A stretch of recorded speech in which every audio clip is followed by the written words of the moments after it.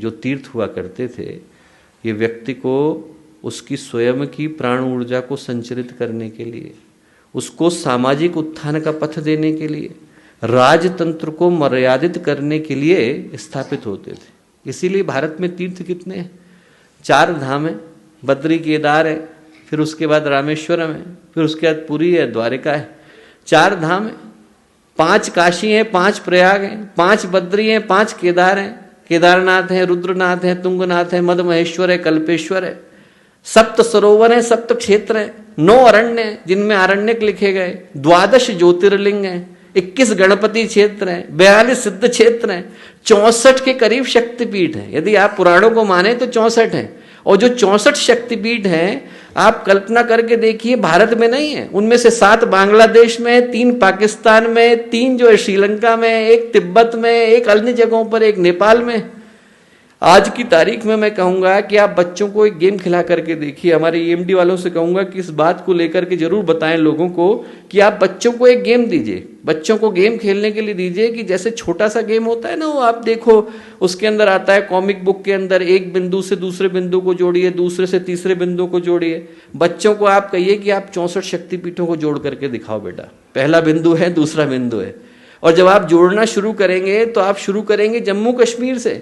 जम्मू कश्मीर में अमरनाथ में ज्योतिर्लिंग है, वहां से आप तिब्बत में चले जाएंगे, वहां पे सह्याद्री का है, वहां से आप जाएंगे तो आपको नेपाल में मुक्तिनाथ मिलेगा, वहां से आप जाएंगे तो आपको मेघालय में नवरिंग दुर्गा मिलेगी, वहां से आप जाएंगे तो आपको बांग्लादेश में भवानीपुर मिलेगा।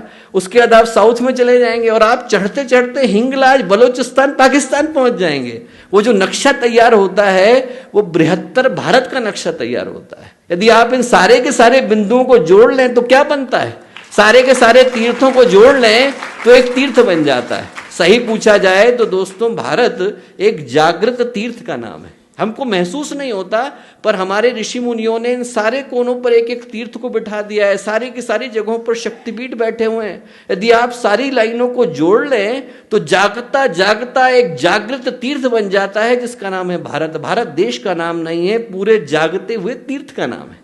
ये गेम बच्चों को खिलाने की आवश्यकता है, ये गेम बड़ों को खिलाने की आवश्यकता है, ताकि वो महसूस कर सकें कि भारतीय संस्कृति का विस्तार कितना ज्यादा है। यदि हम इन सारे बिंदुओं को जोड़ लेते हैं दोस्तों तो एक तीर्थ बन जाता है। वही जो तीर्थ बनता है, सही पूछा जाए तो ये सांप्रदायिक एकता का, सामाजिक सद्भाव का प्रतीक हुआ करता था। आज भी वैष्णो देवी में नारियल कहाँ का चढ़ता है? केरल का चढ़ता है। वैष्णो देवी में चढ़ाना है तो आप केरल से नारियल लेकर के आते हैं। त्र्यंबकेश्वर में बिल्वपत्र कहाँ के चढ़ते हैं? हरिद्वार के चढ़ते हैं। आपको बद्री केदार में पुजारी कहाँ के मिलते हैं? दक्षिण के मिलते हैं, नंबूदरी पाद। आपको दक्षिण में पुजारी कहाँ के मिलते हैं? उत्तर के मिलते हैं।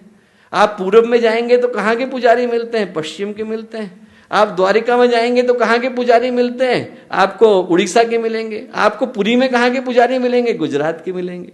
ये क्या बना करके दे दिया है? ये इस बात का नक्शा बना करके दे दिया है कि भारत में हम सामाजिक एकता का प्रतीक तीर्थों को मानते हैं।